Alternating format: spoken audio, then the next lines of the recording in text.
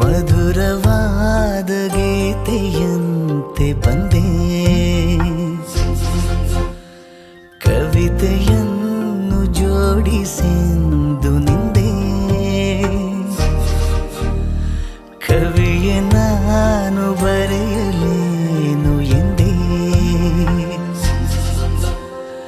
ಎದೆಯ ತುಂಬ ಮಿಡಿವ ಹಾಡು ನಿಂದೆ.